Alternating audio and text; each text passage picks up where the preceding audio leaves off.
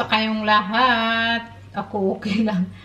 Matawa ko kay first time ko today nagbike. Nagpunta ako ng supermarket sa Lidl. Hindi yung malapit dito sa amin. So nagpunta ko doon kay sa katalog nila. Lagay doon Asian Week. Pero hindi na ako nag-vlog doon kanina kay sobrang lamig ng weather, 1 degrees.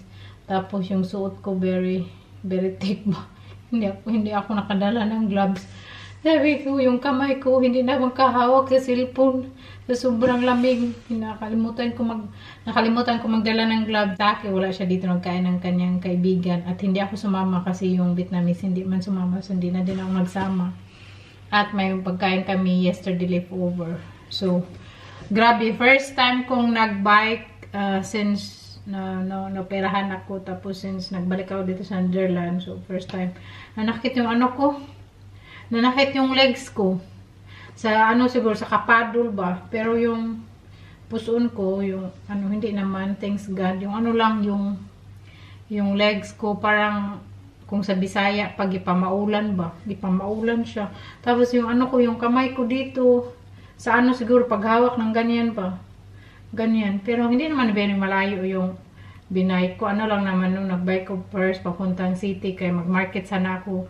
Tapos pagtingin ko, hindi maganda yung mga gulay. Sabi ko, hindi ako magbili kasi mahal din. Tapos mas mura sa supermarket kasi every week may katalog yan ang supermarket dito. Every supermarket may makatalog ba. Tapos in-install ko yan sa cellphone ko.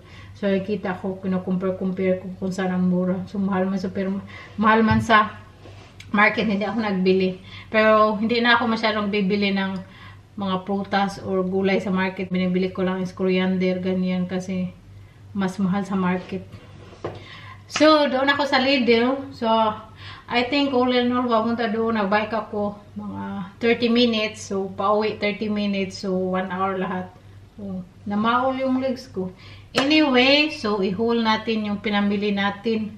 Ang daming binili ko. Siguro all in all, I spent 60 euro. May chips pa ako, no? Siguro mga 3. Pero, walang iban. Pag may mura kasi, tapos makita ko bili. Tapos, hindi mo ako kumakain masyado ng chips. Very lang, minsan lang talaga. Tapos, kung kumain ako, siguro maihap lang. Siguro 5 chips, ganyan. O 3 pag lang ba, pawa sa cravings bitaw. Kasi, alam nyo na, kuhayaan ko lang siya magkain ng chocolate. Yung isang pack na yung binigay sa akin ng kaibigan niya, ubos! Grabe! Pero ko siya, sabihin ko siya, huwag ka masyadong magkain ng mga sweet kasi, syempre, pag tumatanda ka na, dyan nalabas yung mga ko yan, lagi siya sa akin, lalo na, mahilig siya sa mga strong drink. Kasi, syempre, hindi na siya bata. So, ko talaga yan siya. Kasi, pag hindi mo siya, hindi mo siya badlungon, ba yan badlungan? Pag hindi mo siya sabihan, magpadayon yan siya, ubusin niya yung isang botilya, yung dun papa, o bang yung mga inumin niya yan. Kaya na, bago siya umalis, papunta sa kainan niya, bestie niya, sabi ko sa kanya, bakit ka pa uminom? Kasi, pagdating mo doon, mag-inom ka, so bakit ka pa uminom dito? Wala na siya imik, tahimik na, ganyan yan siya. Ayoko yung dami niyang ininom kasi syempre nagkakaedan na din, masama sa katawan. Anyway, so nagbili ako nito kay pag wala si Sahi, magbili ako ng chips. Pag meron siya, sabihin niya agad, wag mag-chips. Tapos 2 eggplant, gusto kong mag-tortang talong. Pero ang lalaki murag sa katalong ba pulan. Mas gusto ko yung sa atin na Pinas na talong, yung maliliit. Ayaw kong ganito, sobrang laki. Parang, basta, mas gusto ko yung maliliit. Anyway, so, merong maliit dito yung binibili ko na very maliit na, very tagas. Mahal kasi siya. So, minsan, yun binibilihin ko. Pero ito kasi this time, mas mura. So, ito na lang binili ko. Tapos, organic egg. That's celery. Organic din na celery. Cheddar cheese. And ginger paste. Masarap siya pang marinate. Tapos pickled ginger. Mahilig kami ni Saki sa sushi. Bili ako ng kamatis. 3 malaki per kilo man to siya. Tapos ginger.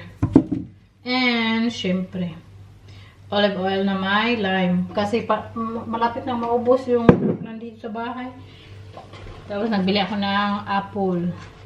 Kay magawa tayo ng tuna with apple mamaya. Tapos lalagyan natin ng celery. And nagbili ako nito. Kutsaritang gagmatoy. Tapos ayaw ko gamitin yung gold. Kasi magpi-fade siya ba? Kaya hindi ko na ginagamit yung mga gold. Pang ano na lang, pang ano ko na lang sa mga seasoning.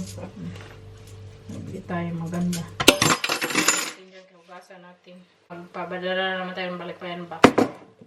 Tapos, pickle ginger na naman. Belgian mayo. Ano siya? With lime na din. Kaya maganda to siya pang lagay sa dish or sushi. Ganyan kasi may lime na ba. So, ito yung ginamit ko lagi pag magawa ko ng tuna salad. Para may acidity na bitaw siya. And, siya pang sushi na vinegar. And, sesame seed. Panglagay sa mga sushi, ganyan. Tapos, to siya, grated emmental and mozzarella. Nagbili ako ng kamote. Wala silang malalaki, maliliit. Kamote siya. To siya, nabayaran ko almost 7 euro.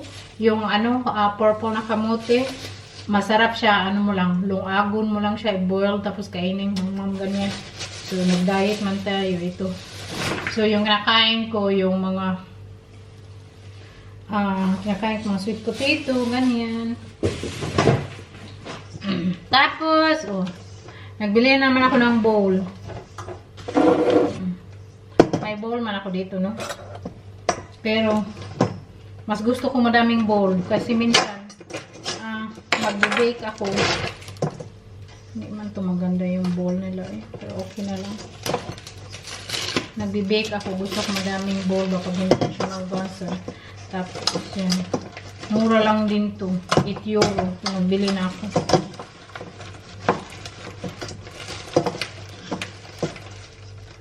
So, yun lang naman.